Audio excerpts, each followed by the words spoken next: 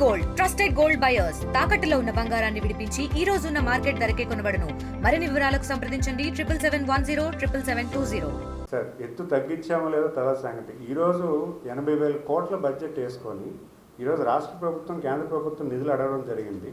ఉత్తరాంధ్ర సుజల్ స్రవంతి కోసం అని చెప్పి ఒక 11,000 కోట్లు ఎక్స్ట్రాగా అడిగారు. ఫేజ్ వైజ్గా చేయడానికి కూడా ప్లాన్ చేశారు. ఈరోజు రాయలసీమలో ఫస్ట్ ఫేజ్లో రాయలసీమలో ప్రతిపాదిస్తూ రాయలసీమలో ఆల్మోస్ట్ కర్నూలు ఎక్కడైతే డ్యామ్స్ ఉన్నాయో అక్కడి వరకు కూడా ప్లాన్ చేసి ఇంత కోట్ల బడ్జెట్లో ప్లాన్ చేసుకున్నారు. ఈరోజు 3 ఫేజుల కింద ప్రాజెక్ట్ డివైడ్ చేసుకుని 80,000 కోట్ల రూపాయలు ప్రతిపాదిస్తూ రాష్ట్ర ప్రభుత్వం ముందుకు వెళ్తుంటే ఎత్తు తగ్గించేశారు. దానివల్ల రాయలసీమకి ఉత్తరాంధ్రకి మైనస్ అయిపోతుంది అనేది చెప్పడం వల్ల ఎంతవరకు కరెక్ట్? ఇప్పుడు ఎత్తు తగ్గించిన టెక్నికాలిటీ లేకుండా మేము 80,000 కోట్ల రూపాయలు అడుగుతాము. టెక్నికాలిటీ ఉంది కాబట్టి 80,000 కోట్ల రూపాయలు అడిగాము. 80,000 కోట్ల రూపాయల బడ్జెట్ వస్తే ఖచ్చితంగా రాయలసీమకి ఉత్తరాంధ్రకి ఖచ్చితంగా వాటర్ వచ్చే పరిస్థితి కల్పించడానికి పూర్తి స్థాయిలో ప్రణాళిక వేశాము. మధ్య డీటెయిల్ ప్రాజెక్ట్ రిపోర్ట్ ఉంది. డీటెయిల్ ప్రాజెక్ట్ రిపోర్ట్లో ఎంత బడ్జెట్ కావాలో కూడా అడుగు ఉంది. అలాంటి ఉన్నప్పుడు ఖచ్చితంగా మేము అటు రాయలసీమకి ఉత్తరాంధ్రకి వాటర్ ఇచ్చే పరిస్థితి ఆలోచన చేస్తున్నట్టే కదా. మరి ఆయన తాలూకా లాజికల్ కంక్లూజన్ అంటే నాకు తెలియదు. ఎత్తు తగ్గించామనేది లాజికల్ కంక్లూజన్ దేనికనేది ఆయనే చెప్పాలి. మేము సాధించే ప్రాజెక్టులన్నీ కూడా కూటమి ప్రభుత్వం వారి ఖాతాలో వేసుకుంటుంది. ప్రజలను వాళ్ళని సాధించినట్లు మొదలు పెడుతున్నారు. ఇప్పుడు నా ప్రాజెక్టులు ఏంటో చెప్పమనండి. ఇప్పుడు వాళ్ళు సాధించిన ప్రాజెక్ట్స్ ఏమున్నాయి? వాళ్ళు ఎందుకు సాధించలేకపోయారు? కూటమి ప్రభుత్వం ఏర్పడిన వెంటనే ఎందుకు సక్సెస్ అయిపోయారు? ఈరోజు ల్యాండ్ ఇచ్చారు. భోగాపురంలో ఏదో హోటల్స్ పెడతామని చెప్పి ల్యాండ్ ఇచ్చారు. ఇప్పుడు పునాది రాయి కూడా వెళ్ళిపోయారు. 50 ఎకరాలు ఓబ్రేకి ఇచ్చారు. ఇది 5 స్టార్ హోటల్ కడతా అన్నారు. ఈరోజు బీచ్ కారిడార్ బీచ్ రోడ్ వేస్తానన్నారు. ఎక్కడైనా అభివృద్ధి అయిందా? ఎయిర్పోర్ట్కి కావాల్సిన ప్యారలల్ బీచ్ రోడ్ వేయాలి, దానికి శాంక్షన్ ఇచ్చానన్నారు. అదేనయ్యిందా? ఇప్పుడు ఎస్కోట ఏదైతే రోడ్డు ఉందో ఎస్కోట మన కొత్త వలస నుంచి బొడవారు రోడ్డు అది శాంక్షన్ చేసి 3 డేలు అయింది. దాని ఫండ్స్ ఇప్పటికీ రాలేదు. మరి వాళ్ళు చేసుకుందే కానీ ఇప్పుడు ఎందుకు చేయలేకపోయారు? మరి మేము వచ్చిన వెంటనే ఎందుకంటే మేము చేస్తున్న ఫాలోఅప్ అలాంటిది. గౌరవ ముఖ్యమంత్రి వాళ్ళు చాలా ప్రణాళికగా ఆయన మనకి ఏం కావాలో ఏ రకంగా రాష్ట్రాన్ని అభివృద్ధి చేయాలో పూర్తి స్థాయిలో ఆయన తాలూకా లీడర్షిప్ మీద కూడా కేంద్ర ప్రభుత్వం పూర్తి నమ్మకం ఉంది. కాబట్టి ఈరోజు రాష్ట్ర కేంద్ర ప్రభుత్వాలు రెండు కూడా కలిసికట్టుగా రాష్ట్రాన్ని ముందుకు తీసుకెళ్లి రాష్ట్ర భవిష్యత్తును కాపాడే దిశగా ఈరోజు ముందుకు వెళ్తున్నాం. చంద్రబాబు నాయుడు దావోస్ పర్యటన ప్రత్యేకించి ఎంఎస్ఎంఈ శాఖకి ఏంటి ప్రయోజనం? అంటే ప్రత్యేకించండి ఈరోజు దావోస్ లాంటి ప్రదేశంలో ముఖ్యంగా లార్జ్ ఇండస్ట్రీస్ వస్తాయి. మెయిన్గా ఏంటంటే పెద్ద ఇండస్ట్రీస్ కార్పొరేట్స్ అందరూ కూడా అక్కడ ఒక కౌంటర్ ఏర్పాటు చేసుకొని ప్రతి రాష్ట్రం కూడా వెళ్ళి మా రాష్ట్రంలో పెట్టుబడులు పెట్టమని చెప్తారు.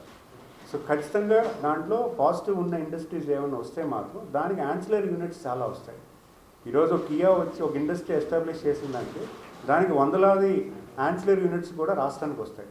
ఆ 100లాది యాన్సిలరీ యూనిట్స్ ఎంఎస్ఎంఈ ఇండస్ట్రీకి వస్తాయి. అది లోకల్గా ఉన్న ఆంటర్ప్రినర్స్ వస్తారు. దురదృష్టకరం ఏంటంటే గత వైసీపీ ప్రభుత్వంలో వాళ్ళు చేసిన దుర్పరిపాలన వల్ల ఆ ఎంఎస్ఎంఈ యూనిట్స్ కూడా పక్క రాష్ట్రాలకు వెళ్ళిపోయాయి. ఆ యాన్సిలరీ యూనిట్స్ ఏవైతే ఉన్నాయో అవి కూడా పక్క రాష్ట్రాలకు వెళ్ళిపోయాయి. ఇప్పుడు అవి కూడా మేము వాళ్ళకు ఒక క్లస్టర్ లాగా ఏర్పాటు చేసి వాళ్ళు కూడా పిలుపునిచ్చి దాన్ని మన రాష్ట్రంలో వచ్చేలాగా కూడా చేసుకోవాల్సిన అవసరం ఉంది. మెయిన్ యాక్చువల్గా మీ ప్రభుత్వానికి రాష్ట్రానికి పరిశ్రమలు తీసుకురావడం చేత కాకనే వాళ్ళ మీద నిందలేస్తున్నారని కంటిన్యూ చెప్తున్నటువంటి మాట. దానికి మీరు ఏమంటారు? ప్రభుత్వం ఏర్పడి 7 నెలలు అయింది. ఈరోజు దావోస్లో ఆంధ్రప్రదేశ్ తాలూకు ఇమేజ్ మళ్ళీ రీబిల్డ్ చేస్తున్నాం. ఫస్ట్ ప్లేస్లో అందరూ వెళ్ళి ఈరోజు మా గౌరవ ముఖ్యమంత్రి వాళ్ళు వెళ్ళారు, యువనాయకులు లోకేష్ గారు వెళ్ళారు, ఇండస్ట్రీ మినిస్టర్ వెళ్ళారు, అలాగే అధికారులు అందరూ కలిసి వెళ్ళి ఈరోజు ఆంధ్రప్రదేశ్ తాలూకా విజన్ ప్లాన్ను ప్రజెంట్ చేయడం జరిగింది. విజన్ ప్లాన్లో ఆంధ్రప్రదేశ్ ఎటువంటి అకామిడేషన్ చేయగలదు, ఎలాంటి ఇండస్ట్రీకి సపోర్ట్ చేయగలదు అనేది ప్రతిపాదించాము, డిస్కస్ చేశాము. దానికి కూడా సానుకూలం ఉన్న ఇండస్ట్రీస్ ఉన్నాయి. ఇప్పుడు ఒక ఇండస్ట్రీ పెట్టాలంటే డైరెక్ట్గా ఎంఓయూ చేసే పరిస్థితి, దానికి ఎక్సైజ్ చేయాలి, వాళ్ళకి కాన్ఫిడెన్స్ బిల్డ్ చేయాలి. ఇండస్ట్రీస్ వాళ్ళకి లార్జ్ ఇండస్ట్రీస్ కాన్ఫిడెన్స్ బిల్డ్ ఖచ్చితంగా మన దావోస్ ఇండస్ట్రీలో ఏవైతే మీటింగ్స్ జరిగాయో దాని ప్రతిఫలాలు ఖచ్చితంగా ఒక సంవత్సరం వ్యవధిలో వస్తాయి. ప్రతి ఇండస్ట్రీ కూడా వెంటనే ఎంఓయూ చేసుకోరు. వాళ్ళు కూడా వాళ్ళ తాలూకా యాక్షన్ ప్లాన్ చూసుకుంటారు. వాళ్ళు ఈ రాష్ట్రంలో పెడితే బెనిఫిట్ ఏంటి, వాళ్ళు ఏ రకంగా కార్యాచరణ చేస్తే ఆంధ్రప్రదేశ్లో వాళ్ళు మంచి భవిష్యత్తు ఉంటుందని కూడా వాళ్ళు ఎక్సైజ్ చేస్తారు. ఒక ఇండస్ట్రీ ఇక్కడ పెట్టాలంటే బోల్డ్ అని విషయాలు ఉంటాయి. అవన్నీ కార్యాచరణ చేయడానికి కూడా వాళ్ళకు టైం కావాలి. సో ఖచ్చితంగా ఈ మొన్న దావోస్లో జరిగిన మీటింగ్లో ఖచ్చితంగా ఆంధ్రప్రదేశ్కి ఒక ప్రధానమైనటువంటి పాజిటివ్ ఇమేజ్ వచ్చింది. గౌరవ ముఖ్యమంత్రి వారు చంద్రబాబు నాయుడు గారు చాలా క్లియర్ కట్గా, చాలా బ్రాడ్గా ప్రతి విషయం కూడా విశ్లేషించి చెప్పడం జరిగింది. అలాగే యువ నాయకులు కూడా టెక్నాలజీ ఎంత రకంగా రాష్ట్రంలో ఎటువంటి టెక్నాలజీ అడాప్ట్ చేసుకుంటున్నాం, రాష్ట్రంలో వాట్సాప్ గవర్నెన్స్ అనేది మా రాష్ట్రంలో ఉందంటే ఖచ్చితంగా ఆర్టిఫిషియల్ ఇంటెలిజెన్స్ ఎలా అడాప్ట్ చేసుకుంటున్నాం ఇవన్నీ కూడా ప్రతిపాదిస్తే అసలు ఒక పొలిటీషియన్ ఒక టెక్నాలజీ మాట్లాడడం ఎక్కడైనా చూసారా? ఆయన మాట్లాడుతున్నారు. ఆయన ప్రతి మీటింగ్లో కూడా అక్కడ ఉన్న ఆంటర్ప్రినర్స్ ఇండస్ట్రీస్ ఎవరైతే ఉన్నారో వాళ్ళకి ఈక్వలెంట్గా ఈరోజు టెక్నాలజీ మాట్లాడుతూ వాళ్ళని అట్రాక్ట్ చేసే విధానానికి ఈ రాష్ట్రం తీసుకొస్తుందంటే ఖచ్చితంగా రాష్ట్రానికి అభివృద్ధి బాట పడుతుంది. ఇన్వెస్ట్మెంట్స్ మొన్న దావోస్ జరిగిన మీటింగ్లో ఇన్వెస్ట్మెంట్స్ అనేది మనకి వచ్చే సంవత్సర కాలంలో ఖచ్చితంగా వస్తాయి. ఈరోజు 7 నెలల వ్యవధిలోనే మనం టీసీఎస్ చూసాం 10,000 ఎంప్లాయ్మెంట్. అలాగే గూగుల్ వస్తుంది 7 నెలల్లో. గత 5 సంవత్సరాలు రానివి ఇప్పుడు ఎందుకు సడన్గా వచ్చేస్తాయి? బికాజ్ ఈ ప్రభుత్వం పూర్తి భావిస్తుంది. ఎంప్లాయ్మెంట్ అనేది ప్రధానమైన సమస్య. ఆర్థిక అభివృద్ధి అనేది ఈ రాష్ట్రానికి అవసరం. ఈరోజు రాష్ట్రానికి ఆర్థిక అభివృద్ధి లేకపోతే రేపొద్దున మన రాష్ట్ర యువతకి భవిష్యత్తు ఉండదు. ఖచ్చితంగా ఈరోజు మనం చూస్తున్నాం ప్రతి గ్రామంలో వలసలు వెళ్ళిపోతున్నాయి. ఇవన్నీ ఆపాలంటే ఆర్థిక అభివృద్ధి అనేది మన రాష్ట్రానికి అవసరం. కాబట్టి పెద్ద ఎత్తున ఈరోజు ఇండస్ట్రీస్ వచ్చే ప్రతిపాదనలు చేస్తూ రాష్ట్రాన్ని ముందుకు తీసుకెళ్తున్నారు నేను భావిస్తున్నాను. వాట్సాప్ గవర్నెన్స్ వల్ల వ్యక్తుల తాలూకా వ్యక్తిగత సమాచారం బయటకు అంటే ఈరోజు మీరు దానిలో లోపాలు చూస్తున్నారు. దాన్ని పూర్తి స్థాయిలో ఈరోజు టెక్నాలజీ ఉంది, టెక్నాలజీలో సెక్యూరిటీ ఉంది. ఈరోజు సెక్యూరిటీ వాట్సాప్ అనేది ఆధార్ కార్డు ఏ రకంగా అయితే అనుసంధానం చేసి మనం ఈరోజు మనకు కావాల్సిన ఇన్ఫర్మేషన్ తెచ్చుకుంటున్నాము, అదే ప్రాతినిధ్యంతో వాట్సాప్ గవర్నెన్స్లో కూడా వస్తుంది. ఆధార్ కార్డు తాలూకా సెక్యూరిటీ మెకానిజం కూడా ఈరోజు సెంట్రల్ గవర్నమెంట్ చాలా సెక్యూర్ విధానాన్ని తీసుకొచ్చి పెడుతుంది. ఈరోజు మనం ప్రతి బ్యాంక్లో కూడా లేకపోతే ప్రతి ట్రాన్సాక్షన్లో కూడా ఆధార్ కార్డు కొన్ని మెయిన్ ట్రాన్సాక్షన్స్ ఆధార్ కార్డుతో చేస్తున్నాము. సో ఖచ్చితంగా వాట్సాప్ గవర్నెన్స్లో కూడా ఒక పెను మార్పు అవుతుంది. ఎందుకంటే గవర్నెన్స్లో ఈరోజు 30 years బ్యాక్ మన ఈ గవర్నెన్స్ అని గౌరవ ముఖ్యమంత్రి వాళ్ళు స్టార్ట్ చేసినప్పుడు అప్పుడు కూడా ఇలాగే అన్నారు. వామపక్ష అంటే మనం అపోజిషన్ వాళ్ళు చెప్పడం జరిగింది. అదేంటంటే ఏదో గవర్నెన్స్ దాంట్లో అంతా కూడా గవర్నమెంట్ ఇన్ఫర్మేషన్ అందరికీ పట్టబయలు అయిపోతుందని ఇలాగ చెప్పడం జరిగింది. మరి ఈరోజు దేశం అంతా అదే గవర్నెన్స్ అడాప్ట్ చేసుకున్న పరిస్థితి. మరి ఆ రోజు ఎలాగైతే స్టార్ట్ చేశారు ఈరోజు వాట్సాప్ గవర్నెన్స్ కూడా ఈ రాష్ట్రానికి కొత్త అధ్యాయం. దేశంలో మొట్టమొదటిసారిగా ఈరోజు రాష్ట్ర భవిష్యత్తుకు కూడా ఒక మంచి సదుద్దేశంతో పరిపాలన సింప్లిఫై చేస్తూ చాలామంది ఈరోజు క్యాస్ట్ సర్టిఫికేట్ కావచ్చు, ఇన్కమ్ సర్టిఫికేట్ కావచ్చు, ఇవన్నిటికీ కూడా గవర్నమెంట్ ఆఫీసులు చుట్టే పరిస్థితి ఉంది. ఈరోజు ఆ పరిస్థితి లేకుండా వాట్సాప్ గవర్నెన్స్ వస్తుందంటే ఖచ్చితంగా మనం స్వాగతించాలి. కూడా చాలా ఇప్పటివరకు నాకు వచ్చిన కారణాల్లో 90% అంటే ఫుడ్ పాయిజనింగ్ అవ్వడం వల్ల అయ్యింది. We're trying to establish sanitation improve చేసాము, డ్రింకింగ్ వాటర్ ట్యాంక్స్ క్లీనింగ్ విధానాన్ని మానిటర్ చేస్తున్నాము, అండ్ హైజీన్ లివింగ్ కోసం ఇంకా బెటర్ చేస్తున్నాము. ఇంకా హైజీన్ లివింగ్ అనేది బెటర్ చేయాలి, వేస్ట్ మేనేజ్మెంట్ ప్రాపర్గా ఆర్గనైజ్ చేయాలి. సో దాన్ని కూడా కార్యక్రమం చేస్తున్నాం. బట్ ఈరోజు గొర్రెల తర్వాత ఈ డయేరియా మీద వచ్చే ప్రతి ఇష్యూని కూడా మేము చాలా సీరియస్గా తీసుకుని దాని కారణాలు ఏంటో కనుక్కుంటున్నాము. Most of the cases are food poisoning వల్ల జరిగాయని నేను భావిస్తున్నాను. నిజంగా మాకు అధినేత గౌరవ ముఖ్యమంత్రి గారి నుంచి డైరెక్షన్ వస్తుంది. సో దానికి మేము ఆ డైరెక్షన్ కోసం వెయిట్ చేస్తున్నాం. ఖచ్చితంగా టువర్డ్స్ సపోర్ట్ విధానం ఇదంతా కూడా మేము వర్కౌట్ చేస్తాం. అన్నీ కూడా మేము సెంట్రల్ ఆఫీస్కి ఫార్వర్డ్ చేస్తున్నాము. చాలా ఇష్యూస్ ఉన్నాయి, చాలా కేసెస్ అయితే మాత్రం పెట్టడం జరిగింది. దాన్ని మనం చూసుకుంటే మన రామతీర్థంలో ఉన్నటువంటి ప్రధానమైన ఇష్యూ ఒక సాక్షిగా ఉన్న వ్యక్తిని ఈరోజు ముద్దాయికం చేసి A1 A2 కింద తయారు చేసి ఆయన్ని 2 days ఒక జైల్లో పెట్టి హింసించి ఆయన వెన్నుని విరిగేలా కొట్టి ఆయన్ని ఇబ్బంది పెట్టారు. ఇప్పుడు ఆ కేసు కూడా మేము మాట్లాడుతున్నాం. ఆ కేసులో ఈరోజు క్లోజ్ అయింది. బట్ దాంతోపాటు 2-3 కేసులు ఉన్నాయి. అక్కడ ఒక 10 మంది నాయకులు కూడా ఇన్వాల్వ్ చేసి పెట్టారు. అవన్నీ కూడా న్యాయ పోరాటం ఏదైతే ఉందో మేమన్నీ కూడా మా సెంట్రల్ పార్టీ ఆఫీస్ ద్వారా వర్కౌట్ చేస్తున్నాం. గతంలో చూసాం ఆయన ఎడ్యుకేషన్ మినిస్టర్గా చేసేటప్పుడు ఎటువంటి లైన్ ఆఫ్ యాక్టివిటీ ఈ రాష్ట్రానికి చేశారు. అసలు ముఖ్యంగా 117 జీవోలో ఎటువంటి అన్యాయం జరిగిందో మనం చూసాం. ఎన్నో స్కూల్స్ మూతపడిపోయాయి, ఎన్నో ఎడ్యుకేషన్ సిస్టమ్ పూర్తిగా ప్రభుత్వ స్కూల్స్లో జాయిన్ అయ్యే వాళ్ళు పూర్తిగా తగ్గిపోయారు. మనం చూసుకున్నాం, గతంలో స్ట్రెంత్ ఉంటుంది, మేము ప్రభుత్వం ఏర్పడిన తర్వాత స్ట్రెంత్ ఎంత ఉంది. స్టూడెంట్స్ అయితే మాత్రం ప్రభుత్వ స్కూల్స్ నుంచి ప్రైవేట్ స్కూల్స్లో జాయిన్ అయ్యడం అనేది గత 5 సంవత్సరాలకు అవ్వడం జరిగింది, ఎక్కువగా అవ్వడం జరిగింది. మరి ఎడ్యుకేషన్ సిస్టమ్ వాళ్ళు మెరుగుపరిచారన్న దాంట్లో చాలా హాస్యాస్పదంగా ఉంది. ఎందుకంటే వాళ్ళు ఒక ఎడ్యుకేషన్ మినిస్టర్ మళ్ళీ దాని మీద చెప్పడం కూడా చాలా హాస్యాస్పదం. ఎందుకంటే ఆయన చేసిన ఎడ్యుకేషన్ మినిస్టర్ చేస్తారు గత 5 సంవత్సరాలుగా ఎడ్యుకేషన్ సిస్టమ్ ఎంత దారుణం అయిపోయిందో మనం చూసాం. విజయనగరం జిల్లాలో మీరు కావాలంటే ఎక్సైజ్ చేసుకోండి, ఆయన ఎక్సైజ్ చేసుకోమనండి. ఆయన తీసుకున్న అప్పుడు గత 5 సంవత్సరాల కిందట ఎంతమంది గవర్నమెంట్ స్టూడెంట్స్ ఉన్నారు, 5 సంవత్సరాల తర్వాత ఎప్పుడైతే వాళ్ళ ప్రభుత్వం అయిపోయిందో ఎంతమంది స్టూడెంట్స్ ఉన్నారు. ఖచ్చితంగా there is severe downfall of school, అంటే గవర్నమెంట్ స్కూల్స్లో చదువుకున్న విద్యార్థులు అయితే తగ్గిపోయారు.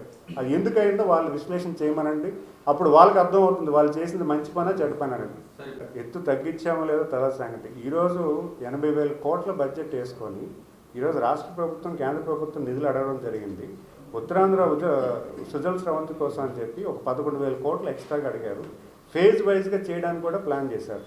ఈరోజు రాయలసీమలో ఫస్ట్ ఫేజ్లో రాయలసీమలో ప్రతిపాదిస్తూ రాయలసీమలో ఆల్మోస్ట్ కర్నూలు ఎక్కడైతే డ్యామ్స్ ఉన్నాయో అక్కడి వరకు కూడా ప్లాన్ చేసి ఇంత కోట్ల బడ్జెట్లో ప్లాన్ చేసుకున్నారు. ఈరోజు 3 ఫేజుల కింద ప్రాజెక్ట్ డివైడ్ చేసుకుని 80,000 కోట్ల రూపాయలు ప్రతిపాదిస్తూ రాష్ట్ర ప్రభుత్వం ముందుకు వెళ్తుంటే ఎత్తు తగ్గించేశారు. దానివల్ల రాయలసీమకి ఉత్తరాంధ్రకి మైనస్ అయిపోతుంది అనేది చెప్పడం వల్ల ఎంతవరకు కరెక్ట్?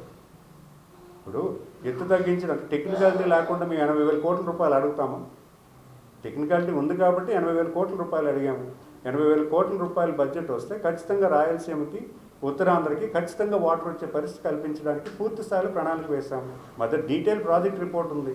డీటెయిల్ ప్రాజెక్ట్ రిపోర్ట్లో ఎంత బడ్జెట్ కావాలో కూడా అడుగు ఉంది. అలాంటి ఉన్నప్పుడు ఖచ్చితంగా మేము అటు రాయలసీమకి ఉత్తరాంధ్రకి వాటర్ ఇచ్చే పరిస్థితి ఆలోచన చేస్తున్నట్టే కదా. మరి ఆయన తాలూకా లాజికల్ కంక్లూజన్ అంటే నాకు తెలియదు.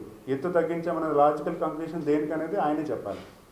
ఇప్పుడు నా ప్రాజెక్టులు ఏంటో చెప్పమనండి. ఇప్పుడు వాళ్ళు సాధించిన ప్రాజెక్ట్స్ ఏమున్నాయి, వాళ్ళు ఎందుకు సాధించలేకపోయారు? కూటమి ప్రభుత్వం ఏర్పడిన వెంటనే ఎందుకు సక్సెస్ అయిపోయారు? ఈరోజు ల్యాండ్ ఇచ్చారు, భోగాపురంలో ఏదో హోటల్స్ పెడతామని చెప్పి ల్యాండ్ ఇచ్చారు. ఇప్పుడు పునాది రాయి కూడా వెళ్ళిపోయారు. 50 ఎకరాలు ఓబరేకి ఇచ్చారు. ఇది 5 స్టార్ హోటల్ కడతా అన్నారు. ఈరోజు బీచ్ కారిడార్, బీచ్ రోడ్ వేస్తానన్నారు. ఎక్కడైనా అభివృద్ధి అయిందా? ఎయిర్పోర్ట్కి కావాల్సిన ప్యారలల్ బీచ్ రోడ్ వేయాలి, దానికి శాంక్షన్ ఇచ్చానన్నారు. అదేనయ్యిందా? ఇప్పుడు ఎస్కోట ఏదైతే రోడ్డు ఉందో, ఎస్కోట మన కొత్త వలస నుంచి బొడ్డవారి రోడ్డు, అది శాంక్షన్ చేసి 3 డేలు అయింది. దాని ఫండ్స్ ఇప్పటికీ రాలేదు. మరి వాళ్ళు చేసుకుందే కానీ ఇప్పుడు ఎందుకు చేయలేకపోయారు? మరి మేము వచ్చిన వెంటనే ఎందుకంటే మేము చేస్తున్న ఫాలోఅప్ అలాంటిది. గౌరవ ముఖ్యమంత్రి వాళ్ళు చాలా ప్రణాళికగా ఆయన మనకి ఏం కావాలో, ఏ రకంగా రాష్ట్రాన్ని అభివృద్ధి చేయాలో పూర్తి స్థాయిలో ఆయన తాలూకా లీడర్షిప్ మీద కూడా కేంద్ర ప్రభుత్వం పూర్తి నమ్మకం ఉంది. కాబట్టి ఈరోజు రాష్ట్ర కేంద్ర ప్రభుత్వాలు 2 కూడా కలిసికట్టుగా రాష్ట్రాన్ని ముందుకు తీసుకెళ్లి రాష్ట్ర భవిష్యత్తును కాపాడే దశగా ఈరోజు ముందుకెళ్తున్నాం. అంటే ప్రత్యేకించండి ఈరోజు దావోస్ లాంటి ప్రదేశంలో ముఖ్యంగా లార్జ్ ఇండస్ట్రీస్ వస్తాయి. మెయిన్గా ఏంటంటే పెద్ద ఇండస్ట్రీస్, కార్పొరేట్స్ అందరూ కూడా అక్కడ ఒక కౌంటర్ ఏర్పాటు చేసుకొని ప్రతి రాష్ట్రం కూడా వెళ్ళి మా రాష్ట్రంలో పెట్టుబడులు పెట్టమని చెప్తారు. సో ఖచ్చితంగా దాంట్లో పాజిటివ్ ఉన్న ఇండస్ట్రీస్ ఏమైనా వస్తే మాత్రం దానికి యాన్సిలరీ యూనిట్స్ చాలా వస్తాయి. ఈరోజు కియా వచ్చి ఒక ఇండస్ట్రీ ఎస్టాబ్లిష్ చేసిందంటే దానికి 100లాది యాన్సిలరీ యూనిట్స్ కూడా రాష్ట్రానికి వస్తాయి. ఆ 100లాది యాన్సిలరీ యూనిట్స్ ఎంఎస్ఎంఈ ఇండస్ట్రీకి వస్తాయి. అది లోకల్గా ఉన్న ఆంటర్ప్రినర్స్ వస్తారు. దురదృష్టకరం ఏంటంటే గత వైసీపీ ప్రభుత్వంలో వాళ్ళు చేసిన దుర్పరిపాలన వల్ల ఆ ఎంఎస్ఎంఈ యూనిట్స్ కూడా పక్క రాష్ట్రాలకు వెళ్ళిపోయాయి. ఆ యాన్సిలరీ యూనిట్స్ ఏవైతే ఉన్నాయో అవి కూడా పక్క రాష్ట్రాలకు వెళ్ళిపోయాయి. ఇప్పుడు అవి కూడా మేము వాళ్ళకు ఒక క్లస్టర్ లాగా ఏర్పాటు చేసి వాళ్ళు కూడా పిలుపునిచ్చి దాన్ని మన రాష్ట్రంలో వచ్చేలాగా కూడా చేసుకోవాల్సిన అవసరం ఉంది. మెయిన్ ప్రభుత్వం ఏర్పడి 7 నెలలు అయింది. ఈరోజు దావోస్లో ఆంధ్రప్రదేశ్ తాలూకు ఇమేజ్ మళ్ళీ రీబిల్డ్ చేస్తున్నాం. ఫస్ట్ ప్లేస్లో అందరూ వెళ్ళి ఈరోజు మా గౌరవ ముఖ్యమంత్రి వాళ్ళు వెళ్ళారు, యువనాయకులు లోకేష్ గారు వెళ్ళారు, ఇండస్ట్రీ మినిస్టర్ వెళ్ళారు, అలాగే అధికారులు అందరూ కలిసి వెళ్ళి ఈరోజు ఆంధ్రప్రదేశ్ తాలూకా విజన్ ప్లాన్ను ప్రజెంట్ చేయడం జరిగింది. విజన్ ప్లాన్లో ఆంధ్రప్రదేశ్ ఎటువంటి అకామిడేషన్ చేయగలదు, ఎలాంటి ఇండస్ట్రీకి సపోర్ట్ చేయగలదు అనేది ప్రతిపాదించాము, డిస్కస్ చేశాము. దానికి కూడా సానుకూలం ఉన్న ఇండస్ట్రీస్ ఉన్నాయి. ఇప్పుడు ఒక ఇండస్ట్రీ పెట్టాలంటే డైరెక్ట్గా ఎంఓయూ చేసే పరిస్థితి, దానికి ఎక్సైజ్ చేయాలి. వాళ్ళకి కాన్ఫిడెన్స్ బిల్డ్ చేయాలి. ఇండస్ట్రీస్ వాళ్ళకి లార్జ్ ఇండస్ట్రీస్ కాన్ఫిడెన్స్ బిల్డ్ ఖచ్చితంగా మన దావోస్ ఇండస్ట్రీలో ఏవైతే మీటింగ్స్ జరిగాయో దాని ప్రతిఫలాలు ఖచ్చితంగా ఒక సంవత్సరం వ్యవధిలో వస్తాయి. ప్రతి ఇండస్ట్రీ కూడా వెంటనే ఎంఓయూ చేసుకోరు. వాళ్ళు కూడా వాళ్ళ తాలూకా యాక్షన్ ప్లాన్ చూసుకుంటారు. వాళ్ళు ఈ రాష్ట్రంలో పెడితే బెనిఫిట్ ఏంటి, వాళ్ళు ఏ రకంగా కార్యాచరణ చేస్తే ఆంధ్రప్రదేశ్లో వాళ్ళు మంచి భవిష్యత్తు ఉంటుందని కూడా వాళ్ళు ఎక్సైజ్ చేస్తారు. ఒక ఇండస్ట్రీ ఇక్కడ పెట్టాలంటే బోల్డ్ అని విషయాలు ఉంటాయి. అవన్నీ కార్యాచరణ చేయడానికి కూడా వాళ్ళకు కూడా టైం కావాలి. సో ఖచ్చితంగా ఈ మొన్న దావోస్లో జరిగిన మీటింగ్లో ఖచ్చితంగా ఆంధ్రప్రదేశ్కి ఒక ప్రధానమైనటువంటి పాజిటివ్ ఇమేజ్ వచ్చింది. గౌరవ ముఖ్యమంత్రి వారు చంద్రబాబు నాయుడు గారు చాలా క్లియర్ కట్గా చాలా బ్రాడ్గా ప్రతి విషయం కూడా విశ్లేషించి చెప్పడం జరిగింది. అలాగే యువ నాయకులు కూడా టెక్నాలజీ ఎంత రకంగా ఏ రాష్ట్రంలో ఎటువంటి టెక్నాలజీ అడాప్ట్ చేసుకుంటున్నాం, రాష్ట్రంలో వాట్సాప్ గవర్నెన్స్ అనేది మా రాష్ట్రంలో ఉందంటే ఖచ్చితంగా ఆర్టిఫిషియల్ ఇంటెలిజెన్స్ ఎలా అడాప్ట్ చేసుకుంటాం ఇవన్నీ కూడా ప్రతిపాదిస్తే అసలు ఒక పొలిటీషియన్ ఒక టెక్నాలజీ మాట్లాడడం ఎక్కడైనా చూసారా? ఆయన మాట్లాడుతున్నారు. ఆయన ప్రతి మీటింగ్లో కూడా అక్కడున్న ఆంటర్ప్రినర్స్ ఇండస్ట్రీస్ ఎవరైతే ఉన్నారో వాళ్ళకి ఈక్వలెంట్గా ఈరోజు టెక్నాలజీ మాట్లాడుతూ వాళ్ళని అట్రాక్ట్ చేసే విధానానికి ఈ రాష్ట్రం తీసుకొస్తుందంటే ఖచ్చితంగా రాష్ట్రానికి అభివృద్ధి బాట పడుతుంది. ఇన్వెస్ట్మెంట్స్ మొన్న దావోస్ జరిగిన మీటింగ్లో ఇన్వెస్ట్మెంట్స్ అనేది మనకి వచ్చే సంవత్సర కాలంలో ఖచ్చితంగా వస్తాయి. ఈరోజు 7 నెలల వ్యవధిలోనే మనం టీసీఎస్ చూసాం 10,000 ఎంప్లాయ్మెంట్. అలాగే గూగుల్ వస్తుంది 7 నెలల్లో. గత 5 సంవత్సరాలు రానివి ఇప్పుడు ఎందుకు సడన్గా వచ్చేస్తాయి? బికాజ్ ఈ ప్రభుత్వం పూర్తి బాధిస్తుంది. ఎంప్లాయ్మెంట్ అనేది ప్రధానమైన సమస్య. ఆర్థిక అభివృద్ధి అనేది ఈ రాష్ట్రానికి అవసరం. ఈరోజు రాష్ట్రానికి ఆర్థిక అభివృద్ధి లేకపోతే రేపొద్దున మన రాష్ట్ర యువతకి భవిష్యత్తు ఉండదు. ఖచ్చితంగా ఈరోజు మనం చూస్తున్నాం ప్రతి గ్రామంలో వలసలు వెళ్ళిపోతున్నాయి. ఇవన్నీ ఆపాలంటే ఆర్థిక అభివృద్ధి అనేది మన రాష్ట్రానికి అవసరం. కాబట్టి పెద్ద ఎత్తున ఈరోజు ఇండస్ట్రీస్ వచ్చే ప్రతిపాదన చేస్తూ రాష్ట్రాన్ని ముందుకు తీసుకెళ్తున్నారు నేను భావిస్తున్నాను. మరిన్ని వీడియోస్ కోసం ఛానల్ ని సబ్స్క్రైబ్ చేయండి. లేటెస్ట్ అప్డేట్స్ కోసం వాట్సాప్ ఛానల్ ని ఫాలో అవ్వండి. అండ్ లింక్ డిస్క్రిప్షన్ లో ఉంది.